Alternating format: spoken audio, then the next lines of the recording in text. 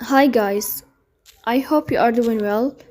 Today we will talk about how to fix or how to solve the problem of freezing on the application of Candy Crush Saga. We click on settings.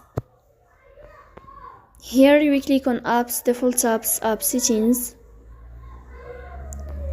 In this list we will search about the application of Candy Crush Saga. In this window here of app info, you will click on first stop and you will click OK. In this window here, you will click on you will click on first stop. Then we click OK. Here you will enter to storage. After that, we click on clear cache. In the end, you will turn off your phone and you will restart